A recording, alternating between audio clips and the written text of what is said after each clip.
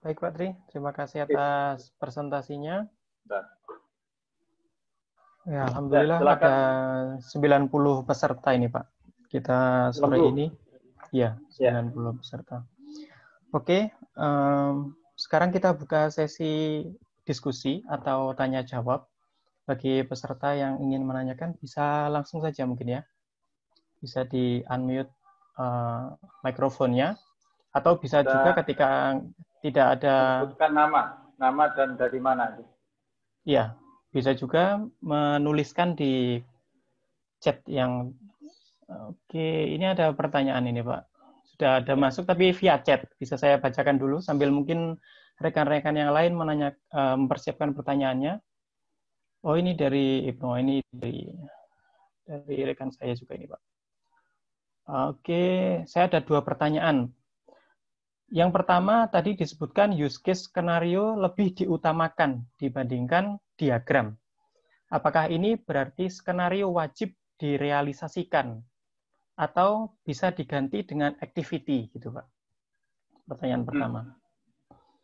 Kemudian pertanyaan keduanya, sejauh apa kita boleh melakukan function decomposition pada abstract use case diagram? Jadi enggak mungkin yang seperti di papernya Pak Tri ya, yang tentang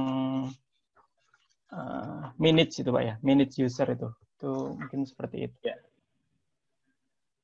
Oke Pak, ada 2 pertanyaan itu, mungkin bisa Oke. dijawab terlebih dahulu Pak. Baik, dari Mas Ibnu ya.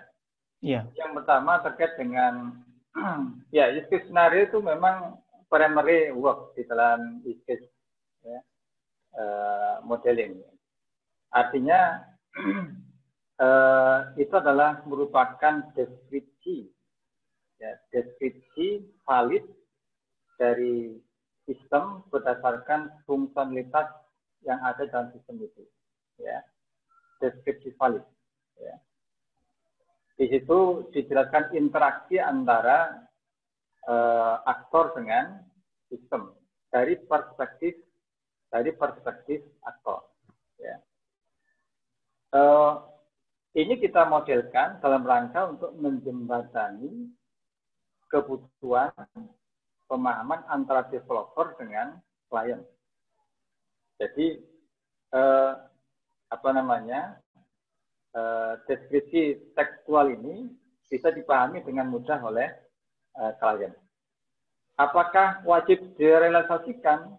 Ya wajib, karena itu adalah merupakan work to work, adalah merupakan requirement begitu, yang menjadi panduan di dalam desain.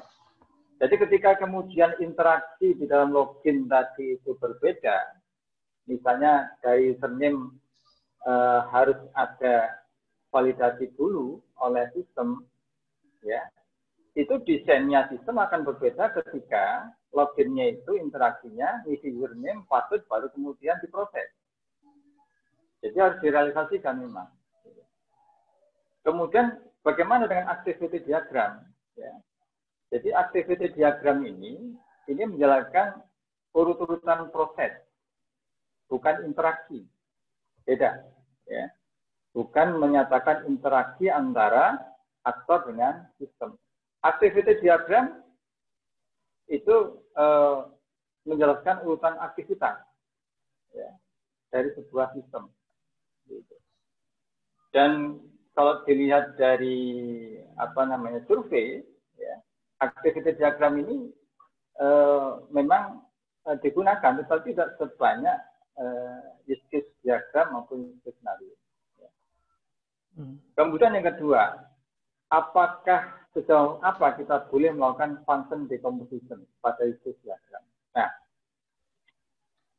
ini menarik nih, ya.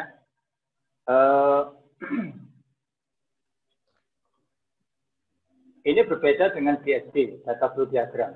Ya. Kalau data flow diagram itu dekomposisi dan komposisi. Ya.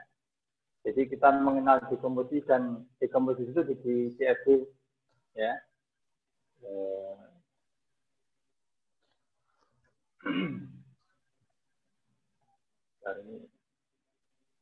Ini saya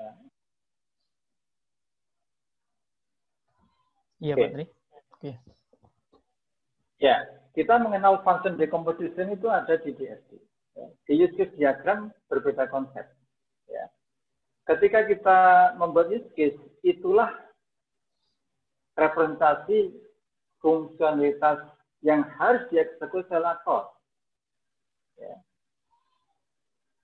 Jadi sebetulnya di dalam use case diagram atau use case modeling, ya, memang ada literatur yang memunculkan generalisasi use case, ya, generalisasi use case. Ya. Apakah itu yang dimaksud oleh Anda itu function decomposition, ya? Ya. Nah, sebetulnya function decomposition tidak dikenal di dalam use case modeling. Kalaupun ada use case generalization itu Larman di dalam bukunya itu dan beberapa buku yang lain tidak merekomendasikan adanya use case generalization. Ya. Jadi yang kita gambarkan dalam use case adalah use case yang memang dia itu dieksekusi oleh aktor. Ya. Oke, itu mudah-mudahan menjawab. Kemudian ada lagi nih. Ya. Ya, terima kasih Pak Tri jawabannya. Kemudian ada pertanyaan lagi dari Anggara Priambodo. Mohon dijelaskan untuk slide terakhir Pak tentang kesalahan use case diagram poin ketiga. Oke, coba saya Poin ketiga yang mana itu? Poin ketiga saya share screen lagi Pak. Oke, poin ketiga use case yang sama. Oh, oke. Ya. Mungkin harus lihat di paper Pak ya. Saya kasih ilustrasi di ini saja, di mana? Di whiteboard ya. Baik, Pak. Oke, gini ya. Jadi di sini ada mahasiswa, ya. Ini lihat KRS misalnya ya.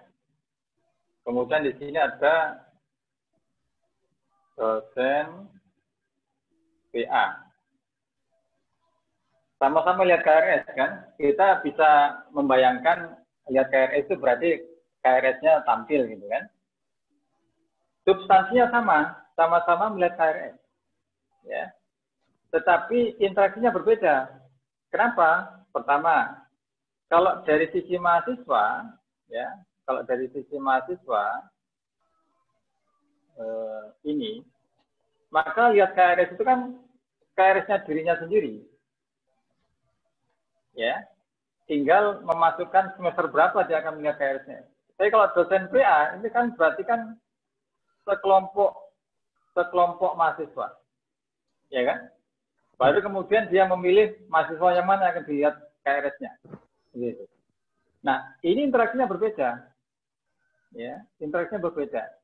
Yang satu di sini akan dimunculkan dulu daftar, ya, daftar mahasiswa bimbingan PA-nya, ya, baru kemudian memasukkan semester berapa setelah dia memilih mahasiswanya. Kalau di sini dia langsung memilih semester berapa. Nah, sehingga interaksinya yang berbeda dan ini nggak boleh kemudian jadikan satu lihat KRS. Ya, karena interaksinya berbeda. Gitu. Mudah-mudahan bisa dipahami. Iya, Pak. Sehingga dia harus dipisah, ya.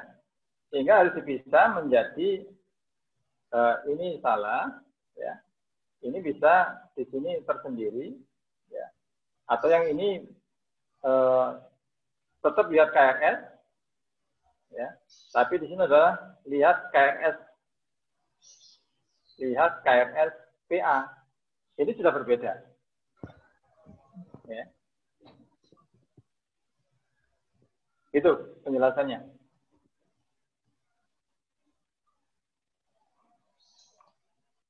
Terus yang lain, ada pertanyaan lain? Ada lagi, Pak. Kemudian ini dari Ibnu lagi menanyakan tentang maksudnya pemecahan use case yang umum menjadi spesifik. Bagaimana, Pak? use case yang umum menjadi spesifik. Jadi kalau di papernya Pak Tri itu mungkin ada kan use case yang misalkan kelola data pengguna itu Pak. Nah, Oh ya, sedangkan itu abstraksi ya, yang kurang tepat itu Pak Tri. ya, itu terlalu umum. Mengelola itu kan umum ya. Jadi terminologi yang kita pakai, ya ini yang tadi hubungannya dengan dekomposisi itu. Iya Pak. Ya, kalau di dalam DFD kita bisa gunakan itu. DFD di level atas itu mengelola data pengguna. Ya, itu kalau di DFD begitu. Dan kita bisa pecah menjadi proses di bawahnya ya. Nah, sehingga di situ nggak jelas, nggak spesifik. Mengelola data pengguna itu apa? Maka itu harus dibuat spesifik. Use case-nya apa? Ya, apakah menambah atau mengubah data pengguna dan seterusnya. Itu ya. Kalau misalnya definisinya dibuat satu use case itu berarti terdapat satu basic atau main flow, itu berarti kan itu baru bisa dianggap sebagai use case sendiri gitu Pak Tri. Karena kalau kelola itu kan mungkin dia ada Ya, banyak nggak jelas. banyak main flow gitu Jadi ya. jangan lupa, makanya kan di dalam use case modeling itu yang utama adalah use case scenario, bukan use case diagram. Ya. Di dalam use case scenario, kita bisa menjelaskan pre-kondisi dan post-kondisi. Ya. Menuju post-kondisi itu pasti harus melewati basic flow. Ya. Sehingga ketika kita nggak jelas mendefinisikan post-kondisinya, berarti ada sesuatu yang salah dalam use case itu. Apa yang mau dicapai? Data dikelola. Data sudah terkelola. Terkelola seperti apa? Nggak jelas. Ya. Itu kita nggak bisa mengukur. Ingat bahwa use case itu perspektif user yang bisa diobservasi. Hasilnya apa? Baik ya? Iya Pak, sudah paham katanya. Oke. Kemudian ada lanjutan pertanyaan ini, apakah ada notasi yang membedakan antara aktor primer dengan aktor sekunder, Pak? Notasinya apakah untuk membedakan dalam suatu diagram? Ya. Secara umum, aktor primer itu di kiri. Secara umum ya. Jadi aktor primer ada di kiri, aktor sekunder ada di kanan, ya, begitu. Oke. Jadi secara umum ya. Tetapi dalam hal use diagram itu terlalu kompleks, mungkin Anda membutuhkan untuk menaruh itu di kanan, aktor itu di kanan. Tetapi itu pun masih bisa kita kenali sebagai aktor primer. Kenapa? Karena tidak ada aktor lain yang ke bisnis itu. Itu adalah aktor primer. Gitu, ya. Iya, Pak. Kemudian, apakah alternatif flow selalu berupa if-else saat diimplementasikan di sistem, Pak? Alternatif flow? Oh, alternatif flow. Ya, karena di situ ada kondisi, ya. Kondisi yang terpenuhi. Ya. Jadi kalau makanya di dalam alternatif flow pakai S itu kan banyak cabang di sana, ya, banyak cabang. Jadi pasti di sana ada kondisi yang terpenuhi. Mana yang terpenuhi itulah yang akan terjadi. Kalau nggak terpenuhi ya nggak akan terjadi. Begitu. Clear ya? Kalau berupa do while bisa apa tidak, Pak? Kalau berupa do while. Ini kan masalah implementasi ya. Jadi sebentar. Do while itu bisa di basic flow, bisa di alternative flow. Ya. Bisa dua-duanya. Loop itu bisa di basic maupun di alternatif. Termasuk juga kondisi juga. Do while itu bisa di dua-duanya. Bisa di dua-duanya, Pak ya, berarti. Ya, berarti Tidak ada ketentuan khusus, itu menyesuaikan dengan kondisinya. Kemudian ada pertanyaan lagi, Pak. Apakah function yang merupakan include atau extend dari function lain, misalnya hitung saldo, harus dibuat use case skenario? Ya. Function yang prinsipnya begini, setiap use case, ya, setiap use case itu harus ada skenario-nya. Ya, harus ada skenario-nya. Di situ akan kelihatan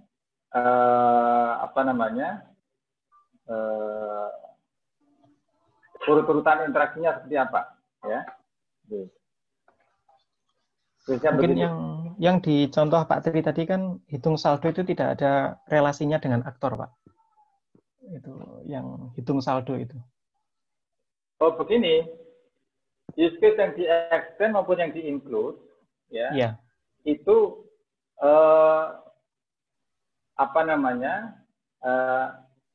asosiasinya dengan aktor itu bisa lewat use case yang use case-nya. Artinya ketika itu ada kalau memang tidak ada asosiasi langsung antara aktor dengan use case yang ditambahkan, ya, berarti ada dua kemungkinan. Ya. Memang itu tidak ada interaksi dengan aktor, ya. Atau memang ada. Ada itu berarti nanti lewat prekondisi dari use case-nya. Ada juga yang extended use case itu memang bisa langsung dieksekusi oleh aktor. Ya, bisa juga seperti itu. Walaupun dia juga di-include atau di-extend oleh use case yang lain, dieksekusi oleh aktor. Jadi boleh. Begitu. Oke, Pak. Tapi jangan ditambahkan asosiasi ke extended use case. Saat itu use case extended-nya itu memang tidak diinisiasi. Sekali lagi diinisiasi loh ya, oleh aktor. Itu berbeda maknanya nanti. Iya. Oke, yang lain? Ya, ini masih banyak, Pak, pertanyaannya ternyata. Oke, pertanyaan berikutnya ada banyak sekali ini, Pak. Kemudian selanjutnya, setahu saya ada dua jenis use case, Pak. Yang pertama use case bisnis dan use case sistem. Apakah use case bisnis dapat dipakai dalam sebuah sistem secara langsung? Mohon penjelasan. Ada use case bisnis, dua use case. Use case bisnis dan use case sistem. Iya. Ya. Ketika Anda memodelkan use case diagram, ya, ini ada yang dalam rangka untuk memahami problem domain, ya, itu use case bisnis, dan ada yang tujuannya adalah dalam rangka untuk mendeskripsikan word to word. Beda perspektifnya, ya, orientasinya juga beda. Kalau itu use case bisnis, ya, itu belum merepresentasikan word to word, baru dalam rangka untuk memahami problem domain. Yang itu nanti harus ditransformasikan menjadi use case yang merupakan deskripsi dari word to word-nya. Jadi sistemnya nanti itu seperti apa, itu yang dibuat. Ya. Ya, ya. Mungkin seperti beda level, high level sama low level gitu. Ya, ya. Ya, gitu. Nah, yang kita bahas sekarang adalah yang word to word. Oke. Iya. Ya, yang word to word. Yaitu pertanyaan dari Stefanus Tio Utomo tadi, Pak. Mudah-mudahan bisa menjawab. Selanjutnya pertanyaan dari Dalla Di Rosa. Pak, bagaimana bila dua aktor memiliki satu use case utama yang sama, tetapi memiliki dua use case extend yang berbeda? Bagaimana penggambarannya? Misalnya, pembeli dan penjual bisa melihat barang, tetapi penjual bisa menghapus barang. Dua aktor, satu use case utama yang sama, tapi dua use case extend-nya berbeda, gitu Pak. Notasi Dua untuk aktor, satu diagramnya. use case utama. Iya. Tetapi memiliki dua use case extend yang berbeda, ya. Berarti abstraksi Anda harus diperbaiki. Nggak mungkin basic flow-nya sama, ya. Kemudian Aktornya berbeda. Bukan. Basic flow-nya sama, kemudian extended-nya berbeda. Ya. Sekali extended use case itu diletakkan ke dalam alternative flow dari sebuah basic flow, maka itu akan berlaku untuk setiap aktor yang berasosiasi dengan use case itu. Oke. Ya. Jadi nggak bisa dipilah gitu. Berarti ini perlu ada abstraksi yang diperbaiki dulu abstraksinya. Ya. Pemahaman sistemnya harus diperbaiki dulu. Iya, seperti lihat KRS antara dosen mahasiswa tadi berarti Pak ya. Pastinya perbedaan, ada perbedaan dia. Meskipun sekilas perbedaan. Ya. Terus? Oke, terima kasih Pak. Itu pertanyaan dari Dala Dirosa, mudah-mudahan bisa menjawab. Selanjutnya dari Aulia Ahrian Syahidi, rekan saya juga dari Politeknik Negeri Banjarmasin. Pertanyaannya yang sering disampaikan di mata kuliah RPL, Pak. Kebetulan Pak Rian ini mengampu mata kuliah RPL, sering ditanyakan mahasiswanya. Pertama, dalam praktiknya, terkadang simbol asosiasi antar aktor dan use case itu menggunakan garis panah. Ada yang garis biasa saja. Kalau saya selalu pakai garis biasa karena itu asosiasi. Apakah ada dasarnya itu, Pak? Seperti itu. Contoh saja seperti di DFD ada model dari Gain, ada model dari Jordan itu. Apakah ada standarnya, ada acuannya gitu, Pak? Oke. Secara prinsip sebenarnya nggak ada masalah ya. Asosiasi antara aktor dengan use case itu apakah dengan panah ya direktif ke use case ataupun yang tanpa panah. Nggak ada masalah, karena di situ secara sintaks dan secara semantik tadi, kualitas model itu sudah terpenuhi semua. Dan itu sekali lagi bahwa use case diagram bukan the primary work di dalam use modeling. Nanti itu akan otomatis terjelaskan di dalam use skenario. Ya. Jadi nggak ada masalah, mau pakai panah boleh, tidak pakai panah tidak boleh. Iya, nggak ada masalah. Karena itu juga nanti akan deskripsi interaksinya akan dijelaskan di dalam use case skenario ya. Meskipun nanti panah itu berarti menunjukkan bahwa ada aliran informasi dari aktor ke sistem. Ya. Berarti kalau nggak ada panah ke ke use case berarti kan nggak ada informasi nggak. Jadi nggak ada masalah mau pakai panah atau tidak. Iya, karena secara pragmatis kan yang penting model itu bisa dipahami gitu, Pak. Ya. Oke. Kemudian selanjutnya pertanyaan kedua, apakah memungkinkan dua atau lebih aktor berasosiasi dengan satu buah use case saja? Jadi berbagi use case antar aktor. Boleh, Pak ya? Sangat boleh, sangat boleh. Kemudian pertanyaan berikutnya, beberapa waktu yang lalu sempat diskusi dengan salah satu pihak industri yang mengatakan bahwa use case diagram hanya model saja. Yang penting adalah sisi develop. Bagaimana menyikapi hal tersebut gitu, Pak. Jadi, ya ini problem klasik di dalam dunia industri ya. Saya juga pernah merasakan di dalam dunia industri software. Jadi sebelum jadi dosen sudah sekian tahun di industri software, jadi saya paham bagaimana tension yang ada di industri ya, karena mereka terjepit dengan schedule dan biaya. Yeah. Kalau kita tidak berpikir sustainability dari sistem ke depan, ya, dan kita hanya bekerja secara perorangan, that's fine, nggak ada masalah. Nggak perlu bikin use case juga nggak apa-apa, nggak bikin use case scenario juga nggak apa-apa, nggak bikin desain nggak apa-apa, langsung di depan komputer ngoding jadi selesai, nggak ada masalah. Ya. Itu kan dari sisi tadi yang ditanyakan ya. Iya. Tapi ketika kita bekerja dalam sebuah teamwork, bekerja secara tim dengan banyak orang, dengan banyak peran, maka kita nggak bisa hanya mengandalkan duduk di depan komputer ngoding. Itu yang pertama.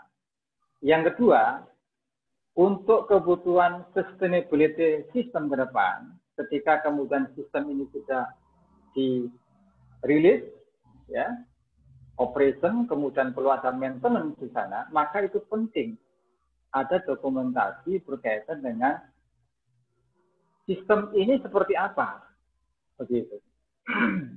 Karena bisa jadi orang yang mendevelop, yang ngoding sudah keluar dari perusahaan itu, kita kehilangan miliknya, ya, dibawa oleh programmernya, kita akan memulai dari awal. Tapi kalau kita memiliki dokumentasi sistem yang representatif, saya bilang representatif artinya dia secara sintaks dan semantik memang benar merepresentasikan sistem kita, maka kita bisa dengan mudah melihat dokumen itu termasuk use case scenario dan use case diagram. Itu yang kebutuhan sustainability dari sistem, ya. Yeah. Nah, yang pertama tadi ketika kita teamwork, maka kita cukup memberikan penjelasan secara tertulis tadi itu kepada desainer untuk bisa mendesain how to build-nya, ya. Kalau dari what to build, sekarang how to build-nya gimana? Berdasarkan deskripsi yang ada di dalam use case diagram dan use case scenario. Analis nggak terlalu banyak bicara untuk menjelaskan sistemnya harus seperti apa. Nah, ini butuhnya pemodelan tadi. Ya. Itu ya, mudah-mudahan menjawab ya. Ya, mudah-mudahan bisa menjawab, Pak. Kemudian ada lagi, masih ada pertanyaannya. Mohon maaf, Pak, jika pengertian use case diagram adalah representasi dari kemampuan aktor pada suatu sistem, lalu apakah use case hitung saldo pada contoh itu merupakan use case yang dilakukan oleh aktor atau sistem? Gitu, Pak. Jadi hitung saldo, contohnya tadi kan tidak berhubungan dengan aktor, apakah masih relevan dengan definisi itu? Ya.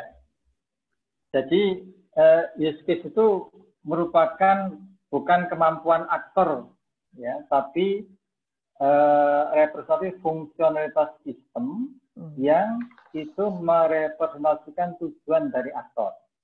Beda ya. Nah, contoh dari hitung saldo tadi itu di dalam bukunya Lerman itu disebut dengan abstrak use case. Yaitu use case yang tidak diinisiasi oleh aktor. Artinya use case itu tidak akan pernah hitung saldo itu langsung ujuk-ujuk dijalankan oleh aktor. Ya. Tetapi kalau transfer dana itu adalah use case yang konkret. Karena dia itu diinisiasi oleh aktor. Jadi dijalankan oleh aktor. Nah, kenapa kok use case hitung saldo kalau memang itu ya memiliki skenario khusus misalnya, yang itu akan digunakan secara berulang, maka dia dimungkinkan untuk di-extend atau di-include dari sisi lain. Tetapi kalau kemudian ternyata hitung saldo itu hanya dipakai di dalam transfer dana saja misalnya, nggak perlu dikeluarkan. Dimasukkan di flow-nya. Masukkan dalam basic flow. Begitu. Ya. Jadi ini seperti ketika kita ngoding, ya, ada sederetan baris perintah yang itu sama persis antara satu fungsi dengan fungsi. Keluarkan semua supaya nanti kita bisa call fungsinya begitu. Mirip seperti itu. Kira-kira ya. Oke, Pak. Ya, ini ada pertanyaan dari Oktanti. Mungkin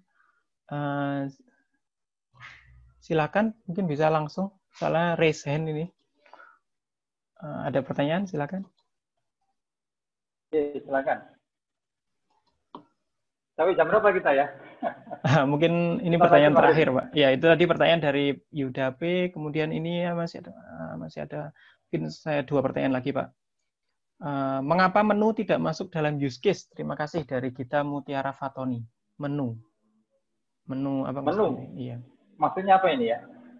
Ya, mungkin perlu diperjelas lagi. Kemudian selanjutnya dari, ini username-nya mahasiswa. Apakah skripsi atau industri tanpa use case diperbolehkan, Pak? Soalnya pada prakteknya stakeholder list saja atau menggunakan desain sprint untuk elisitasi kebutuhan, entah outputnya low fidelity prototype hingga akhirnya high fidelity prototype, gitu, Pak. Tanpa use case Ya. untuk skripsi dan industri. Ya. Kembali ya. Tujuan dari kita membuat model adalah mengabstraksikan dari sesuatu yang ingin kita buat secara representatif. Fungsinya apa? Model itu fungsinya adalah untuk membantu menjelaskan tadi. Ya. Untuk membantu menjelaskan. Jadi kalau kemudian saya memang ini akan menjadi tidak sederhana ketika kita bicara industri, ya, apalagi industri di Indonesia, industri software di Indonesia, ya, yang masih berorientasi pada product oriented. Yang penting produknya jadi, ya apa caranya, yang penting produknya jadi. Gitu ya. Tapi perlu diingat bahwa kita nggak bisa terus-terusan begini. Ya, ada saatnya nanti ya industri software di Indonesia itu harus memenuhi standarisasi, misalnya CMM, ya, sebagaimana yang sudah dilakukan di Amerika. Setiap proyek di Amerika itu mengharuskan tendernya itu minimal level 3 CMM. Ya. Itu untuk mengukur kematangan dari organisasi developernya. Ya, semakin matang berarti semakin tinggi levelnya, semakin tidak matang semakin rendah levelnya.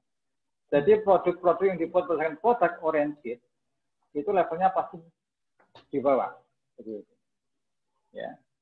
Dan ini kalau konsumen kita di Indonesia semakin sadar terkait dengan kualitas, maka mau nggak mau industri software harus mengikuti itu. Begitu. Ya. Ini bagian dari proses oriented, ya. Nah sekarang memang konsumen kita belum aware masalah itu. Yang penting produknya segera jalan. Nanti kalau ada masalah baru digaransi, ya, garansi dari developer sekian tahun, ya. Padahal garansi software semakin lama garansi itu menunjukkan bahwa software itu dibuat tidak dengan pendekatan yang baik. Itu baik, Pak Day. Ya, mungkin itu pertanyaan terakhir, Pak, karena sudah mau jelang maghrib. Raisen siapa ini? Asanti. Saya private message juga nggak balas, Pak. Mungkin chat atau apa ya. Salah pencet. Oke. Iya. Oke, Pak. Terima kasih. Mungkin untuk kuis atau poll kita skip ya, karena waktunya udah mau maghrib ini. Pollnya saja di. Oh ya, poll. Gitu. Pollnya saja. Mohon rekan-rekan yang hadir bisa mengisi polling ya untuk kebutuhan kita bersama. Ini, apakah sudah bisa disaksikan pollnya? Bisa. Ya. Untuk kuisnya kita skip karena memang waktunya sudah terlalu sore ya.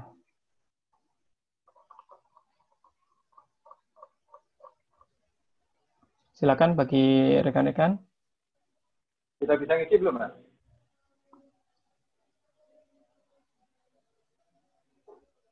Oh ya, ini sudah ada yang masuk, Pak. Ada 2 yang ngisi. Berarti ini sudah bisa masuk ini. Silakan diisi untuk feedback bagi saya, Mas Taufik, dan yang lain di dalam Software Engineering Research Group untuk nanti mengelola webinar ini untuk sesi berikutnya. Insya Allah kita akan agendakan beberapa kali ke depan.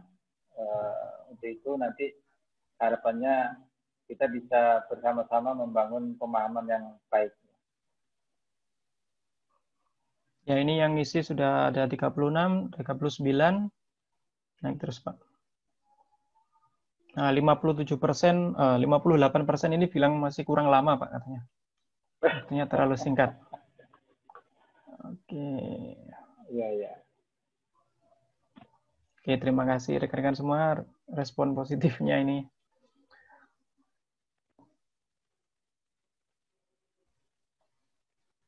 Oke.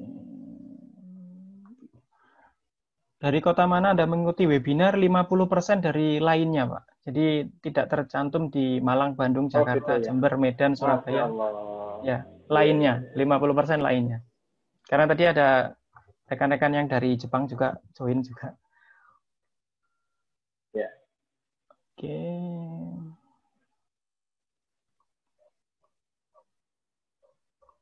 Ini sudah 64 dari 74. Sudah stop. Mungkin 65. 87% partisipan sudah mengisi, Pak. Oke. Ya, baik, sambil mengisi, Ya, jadi saya pesan untuk rekan-rekan sekalian, silakan bisa mengikuti di kanal Telegram. Misalnya nanti saya akan update beberapa isu terkait dengan pemodelan, ya. Kemudian juga nanti ada info berkaitan dengan next webinar yang kita akan jalankan. Oleh karena itu, silakan nanti supaya lebih informatif, ya, lebih mudah dijangkau, bisa gabung di kanal itu sehingga nanti publikasi agenda webinar berikutnya bisa kita share di kanal Telegram itu. Yang kedua, silakan bisa dicermati, ya. Kita bisa diskusi untuk webinar berikutnya, tidak menutup kemungkinan untuk materi case, ya. Kalau yang belum dirasa cukup, kita akan diskusikan berikutnya, termasuk juga kalau ada masukan bagi saya. Dan terakhir, selamat berbuka untuk yang sudah mendekati maghrib. baik Pak Tri. Terima kasih. Closing statement dari Pak Tri seperti itu. Jadi kami harapkan partisipasi dari rekan-rekan untuk join di Telegram ya, channel Telegram bisa diketik nanti t.me/pemodelan.pl atau t.me/pemodelan.pl. Nanti rekan-rekan akan langsung diarahkan ke channel Telegram untuk join di sana. Nah, oke. Mungkin cukup sampai di sini. Saya juga sebagai moderator akan menutup agenda sore ini karena sudah maghrib juga ya, rekan-rekan pasti juga mau berbuka puasa. Saya ucapkan terima kasih untuk Pak Tri, Pak, untuk sharing Ya, ilmunya ke sama-sama. kita Terima kasih. semua. Kemudian terima kasih juga untuk rekan-rekan semua yang sudah bersedia menyempatkan waktunya untuk join di webinar sore ini. Mudah-mudahan ilmu yang kita peroleh ini bermanfaat dan berkah. Terima Amin. kasih atas perhatiannya. Saya akhiri untuk sesi sore ini. Wassalamualaikum warahmatullahi wabarakatuh. Waalaikumsalam warahmatullahi wabarakatuh. Terima kasih, Mas Sofi. Ya, sama-sama Pak Tri.